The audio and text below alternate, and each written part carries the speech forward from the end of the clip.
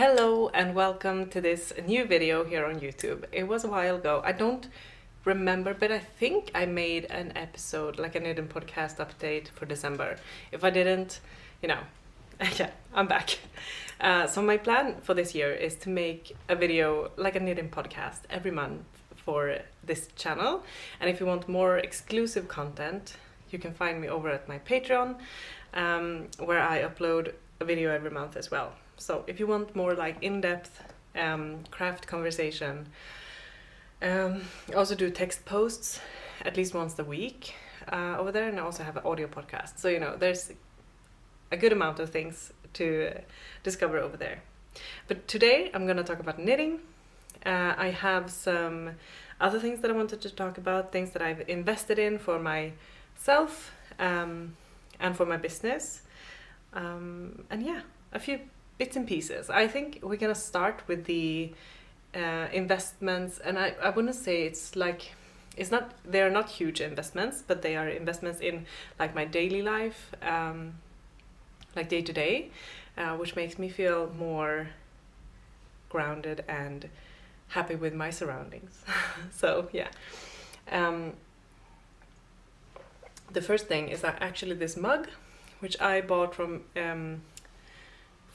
Dominique from Etincelle Ceramic. I don't know how to pronounce it, but this is a beautiful mug that she released in her Christmas update, and it arrived December 23rd, which was perfect, and I just so happy with it. It feels kind of like a Christmas mug with a tree, but it also feels like a mug that I can have all year round, which I'm gonna have, of course.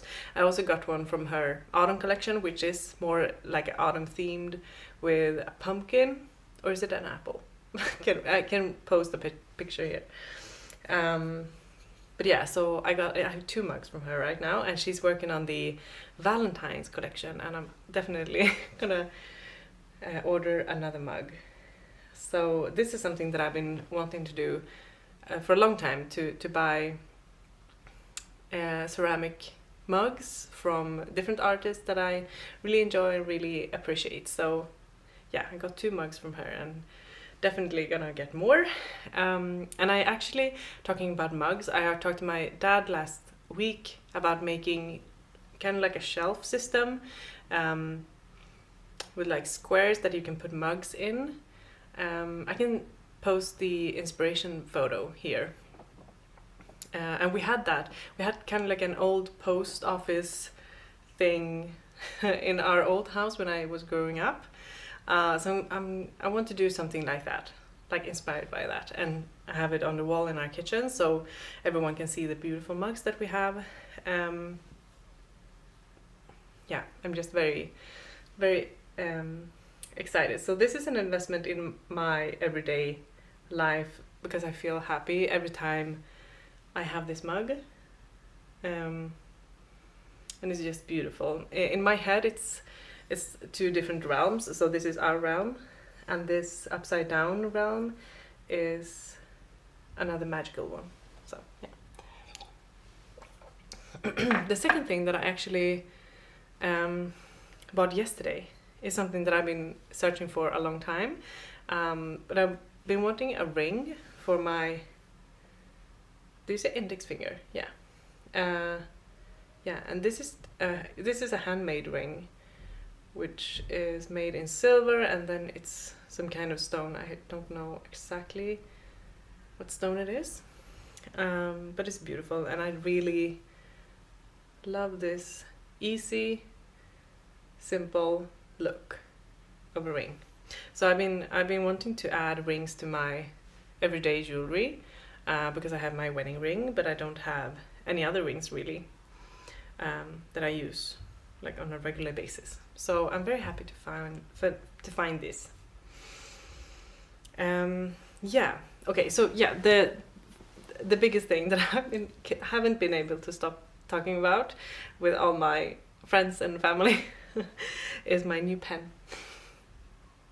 So I saw this pen. This is a Lumos from Tom Studio, and I had it engraved with my name at the end, and it's a single tip, This is a reservoir pencil pen, which means that it's refillable, and you can refill it like how many times you want. So it's made of brass. It's the Lumos brass single tip, which is this is an investment in a pen, but you also can use it for like all your life. It has a really beautiful weight to it, and the tip where you can see here, I am using, I think it's the felt tip I'm using, but you get 11 different tips. I will go get the packaging actually, because that would make more sense. Okay, and I also think this is my new filming corner, because I really enjoyed the light, because I'm sitting right in front of the window and I really like my armchair. But yeah, so I got this. This is the Lumos metallic metals, yeah. And you get this box. It's a really beautiful box and packaging and everything. You get this tiny ink vial, that I think I'm gonna use this as a travel thing, so whenever I'm traveling, because then I won't have to bring the big ones. I bought a big ink, yeah, as well. So this is just their regular ink, black ink, but they have lots of colors. I'm actually, like, if I'm gonna buy something else from them, I'm also gonna buy some different colored ink, because I think that would be really fun to have. Maybe like a red one, or, you know, just something different. But this black one is my staple. So I have a tiny vial of that, but I also got, you get these tips. So you have 11 tips, and I am using the writing tip. 0.5 right now, and then you have fine liner from 0.1 to 1.0, and you also have felt tips, which is brush, chisel, and bullet. Yeah, so you have lots of options, and you can switch between them whenever you want. It's really easy and not messy, and the ink is also watered. It's not waterproof, so you can wash it off your hands, which is nice. Sorry, yeah. So this is the pencil that I bought, and I have actually been wanting to get a really nice, luxurious pencil, or pen. Sorry, I say pencil, but that's like, it's not the right word, right? I think pen is the right word. But I've been wanting to get a really nice pen for myself the last couple of years, but I haven't found the right one. And I had a reservoir pen before, but it was like the traditional kind, where you have the tip, that is the special kind of tip. But it just, if I didn't write with it every day or multiple times a day, it dried up. It was kind of like a hassle to just maintain that pen, which I didn't really enjoy. But this feels like a pen that I can have for many years to come, that I can refill all over again all the time, and I can use it for everything, because I can change the tip if I want to have like a different style, or if I'm doing lots of sketching or writing, or, you know, everything. So yeah, that was one reason. And the second reason is that I really don't want to like, don't write by hand, because I had years where I write a lot of letters and have pen pals. I've written letters with my grandmother for over 10 years. Now we don't do that as much anymore, because she has trouble writing. But, you know, I had periods of my life where I have written a lot with by hand. And I really don't want to lose that, because it's easy to lose that with all the technology. You know, I'm just writing all my patterns. I'm writing on the computer, of course, because it's gonna be a digital pattern as, you know. Anyway, so, but I'm doing all my note taking for my patterns in my journal. So it feels really nice to have invested in this journal. This is a Paper Republic one, and I have like different sections. So I have one for my spinning. I have one, oops, for journaling, and I also have one for knitting notes. So, you know, I do a lot of handwriting, and I really wanted to invest in my experience in my handwriting. So it feels really, I'm very pleased with my purchase. It's an investment because it's an expensive pen, but it isn't, for me it was really worth it because I love using it, and I just love that it's engraved and it feels really special. Yeah, me and Robin has actually been talking about, like, he really likes playing the devil's advocate, you know, where we talk about something and we agree with each other, but he asks the questions like, why do you think that? Why do you do that?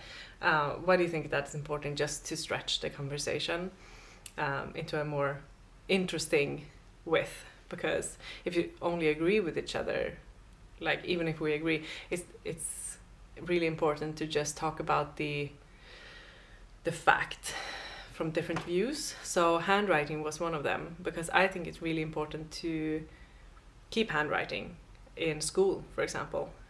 We did, like, you know, how do you say that? The cursive writing, do you say that in English? We had like books where you traced the nice writing, and then we had that when we had finished our work early, a lesson, we had finskrivning, skrivstil. I think it's cursive writing. I'm gonna write on screen if it's not. But yeah, we had that in school, and I think that is so important that kids get to develop their skills and their hands, and you know, the connection between the hand and the brain is really dependent on tactile things, and just not pressing one button that doesn't give you any feedback. You know, when you're pressing on a screen, it doesn't give you any feedback, but it's really important to have feedback and to learn with the materials and have to adapt and problem solve and everything. So when you're writing on a piece of paper, you have to problem solve if you're doing something wrong, or if you position something in a different way than what you wanted in the first place.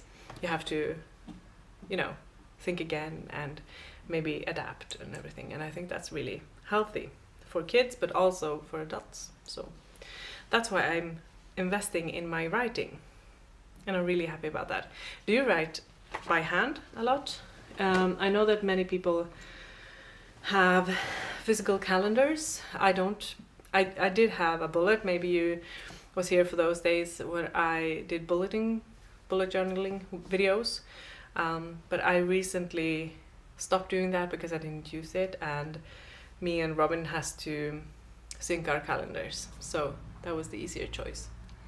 But yeah, so I'm focusing on doing like sketching and journaling and taking notes about my knitting by hand. And the dress that I'm wearing is our Akleya dress from Gro Design Studio. This is the dress that I worn most in December and January, I think. I just love this dress. And it's been, when it's not been like super cold, it's super cold right now, but when it's been like around 0 degrees Celsius, this has been a really nice to have this and to have like layers of wool on top. It's been the perfect dress for all of winter, actually. So yeah, you can find that in the link down below. Okay, let's talk about some knitting. I have some things that I'm working on, or I have a lot of things that I'm working on, actually. I'm gonna show you some of them. So one thing that I'm doing just for my own sake is a new sticker med liv. So this is gonna be a sleeve for my new sticker med liv that I'm making, and this is gonna be a drop shoulder one. So I'm gonna make I'm gonna sew a bodice in wool fabric, and then I'm gonna attach these sleeves to that bodice. And I'm really happy with this. This is Geholt's Tinde. Nej, not Tinde. It's the thinner one. Can't remember the name right now. In like it's a red rust colorway and also a gray. I really enjoy knitting in this yarn. It's a bit more fluffy than the other stick emily that I have, and I really enjoy working on this. I love this pattern. This stitch pattern is really nice and quick to work, and yeah, I don't have that much to say about it because I haven't knit on it for a few days, but you know, I'm gonna make the bodice a drop shoulder, and my plan is to be able to have it over kind of these dresses, so yeah, so I can have it over balloon sleeved dresses. That's my plan. But yeah, so I'm working on that, and that is kind of like a passion project. It's just it usually is in the window here. So I can just reach for it whenever I have the desire to knit some color work, which is kind of often, I think. Okay, so the next project is, which I'm gonna choose here. Okay, so I'm gonna show you this one. This morning, actually, today is the 26th of January. It's a Monday, and this morning I was actually away quite early to have some fika together with Sofia from Sophia's Tales. She has a podcast here on YouTube. You may follow her already because I think our audiences is kind of like overlapping, maybe. She has a beautiful account, and I just love talking to her.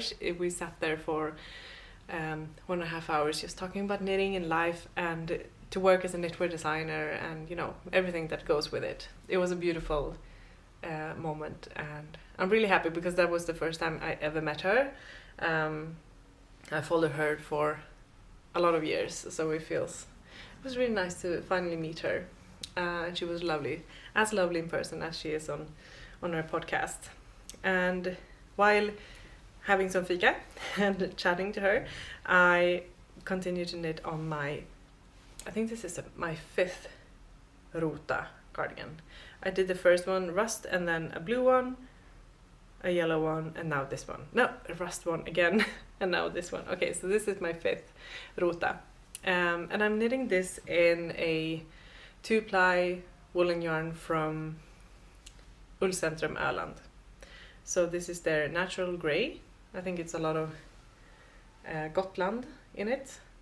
It's a beautiful color. I think this is dark enough to not make me disappear, because I really realized that a cold light grey isn't my color. Even if it's really beautiful in others, I can't carry that because my face just goes bland and I disappear. But I think this darker color will really suit me. Yeah, I have to have some contrast because I haven't have no contrast in my face if I haven't got makeup on. So yeah, so I'm knitting on this. I think I have about 10 increases left on the yoke, and then I will be able to part for the sleeves, and then it's a great social knitting right now, but it's even better when I just knit it around for the body. So I'm looking forward to that, and I can bring it on social occasions. But yeah, so I'm doing a steek, which is described in the pattern, of course. So you knit the collar back and forth, and then you add steek stitches, and you just knit in the round for the raglan and body, and then you cut it before you make the button bands, and then you cut it. So it's a really simple and easy pattern. If you want to get it, you have a link underneath this video. And I know many people who have made like 4 or 5 or 6 versions of this because it's such a good everyday basic pattern that you can wear with anything. And I'm really looking forward to having this finished. I'm going away at the end of February. I'm going to Fårfestekil, which is like the annual sheep wool party here in Sweden. I'm hoping to have it finished by then because I think this will be a great work cardigan. So I'm hoping to have it finished. That is my goal. We shall see what happens. So yeah, and it's a really beautiful yarn to work with. It's kind of sturdy and a bit more rustic than the other ones that I made, but it's really also soft and woolly and a bit more fussy, which is nice. So yeah, that is one of my current whips. I also have let's see here. I also have a really exciting project on my needles. This is a sweater, and you may not believe your eyes when you see this. This is a sweater for me that I'm working on right now. So yeah, it feels humongous because it is. Because this is a sweater that I'm knitting on really big needles. I'm knitting on 5.5 millimeter needles in the yarn Fivel from Rauma. And it's a really long one. I'm gonna do the hem right now. Yeah, I have like 2 rows left, and then I'm gonna do the ribbing and then bind off and do the sleeves.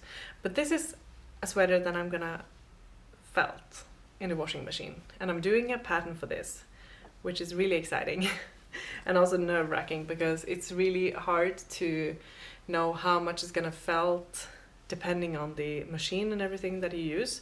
So it's gonna be a really interesting testing period. But yeah, so it has a kind of like not a high neck, but a bit of a neck, and it has, yeah. So I'm gonna add a zipper here when it's felted and everything. Because I have been using my Garm sweater for I don't know how many years now, many years, and it's kind of like falling apart. So I thought, because I have 2 of them, so I'm using the other one more now. But I also wanted to make another like outdoorsy garment that you can knit and have on your walks in the forest, or if you just want to have it at home, like a cozy sweater. And I also really wanted to play with the idea of making a pattern for something that is felted, like a big garment that is felted, not just slippers or, you know, oven mitts or something. So this is a really interesting process, and I'm doing the grading right now, which means this is soon ready for testing. I actually want to finish, like I want to have it felted and everything finished before I move on to testers, because I really want to like double check the measurements and everything. But as it's knit on 5.5 millimeter needles, it's going really quickly. So just to show you, this is the knitted pattern, knitted fabric before felting, and this is the knitted fabric after felting. So this is the same yarn and same stitches, same needles. Yeah, it's a bit of a difference. And this is actually, it's still, I did a cycle on 30 degrees for half an hour 2 times to get this fabric, and I'm going to do that again. So that is what I'm going to say to my testers, and in the pattern that you should do like not 40 degrees an hour just right away. Take it slow and rather do it more times, and maybe some by hand or something, just to have more control of the situation. So this is a really nice fabric. It's thick, but it's not dense or hard to move. It's really flexible and nice. And this is the garter stitch, which is going to be the collar, and you also have a garter stitch edge where you sew the zipper. And then of course the stockinette. So this is the stockinette side, yeah. So it's gonna be a really nice, I think it's gonna be a really nice project to do. It's exciting to knit, it's fast to knit, and I'm thinking it's gonna be an amazing outdoor sweater. Yeah, kind of like a fleece, but a fleece in not plastic, which is the ultimate thing, you know. So yeah, I bought 10 skeins for this, and I just ordered 4 more. So I'm thinking maybe 14 skeins, maybe 13 skeins for this size. And this is I'm making it with 10 centimeters positive ease, because you want like a nice, not too small or tight sweater. So yeah, this is kind of like the 4th or 5th size. Yeah, I'm really excited. I also want to make a reel when like wearing it first, and then just have some transition to have it felted and wearing it, because it's gonna be such a huge difference. So it's gonna be quite fun. So this is the start of my mealing sweater. And the mealing shawl is the one, it was the one that, it was my Samhain design for my folklore and fiber collection. And that's a scarf, you can see it here, like a shawl, or a scarf maybe it's called, yeah. And I'm actually using one of those cable patterns and making a sweater out of it. So this is the start of that sweater. Yeah, it's really hard to see because it's a dark color, and this light isn't the best. But it's just starting, you know. I really haven't gotten that far yet, but I'm really excited for this one. Like really excited. I've been wanting to make a cable sweater for a long time, but I haven't had like the right inspiration and motivation to do it. But then I bought some of this lovely green yarn. It's Sangu Mandanna from Järbo, which is one of my favorite yarns. Yeah, and I'm really at the start of this. But I have my plan, my schedule is to have the yoke finished for this one this week, to start grading it, and then calling out for testers quite soon, because it takes a long time to test a cable sweater. So that is something I want to do. Yeah, this is the color. It's beautiful. It's one of my favorite colors from their yarns. And this is gonna be, the cables are gonna be like two panels on the front and 2 panels on the back, like the same, it's mirroring. And then the sleeves are gonna be stockinette, because I can feel like really bulky, like sweaters can be really bulky when it's all over either cables or structure knitting. So I really wanted to make a plain and elegant cable sweater that had like these interesting cables, but also was really easy to wear everyday life. So it's gonna be cables on the front and cables in the back, stockinette sleeves, and I'm gonna knit a collar on it, 1x1 ribbing, and yeah, I'm really excited to see how it turns out, because I haven't done that kind of sweater before. I just made the sweater for the book, that is cable sweater for the book, that also has cables all over the sleeves, which is a really nice sweater, but I also wanted to have something different this time. So just in the beginning of this, and I'm working on it. I have to have good light when working on this one, because it's it's dark and I haven't gotten into the whole cable like pattern yet. It's not ingrained in my brain yet. So yeah, that is the project that I'm working on. I also wanted to talk about a future knit that I'm gonna focus on soon. I have a pattern coming out this fall that is called Freydis. This is a design that you can already get actually, but it's in Swedish, and it's from the Svenska Garnbladet, and it's published in one of her numbers in the magazine, which is a beautiful magazine if you read Swedish. Yeah, but that pattern is coming out in September in my own Ravelry shop, and that is knit in Lättlopi in 3 colors. So I really wanted to make something new to revamp the pattern for when I'm releasing it. So it's of course gonna be in English, and I'm also gonna make a male version, like a broader shoulders, you know, everything that goes with that. And I'm also gonna make it in nutiden, I think, like a version. I think it's gonna be the same stitch gauge, so I'm not gonna make a new pattern, but I'm gonna make a new version of it. And this is my swatch for that, and we're really happy with this combination. This lighter color is Gunvald, I think. The darker is Gummans, and the rust color is Robust. And I have a lot of all of them. Actually, I think I had 300 grams of all of these colors. But I'm really excited to make this. So I'm thinking that I'm gonna make the yoke and then ask my mom if she wants to knit, because she really enjoys knitting stockinette in the round, which is perfect for me.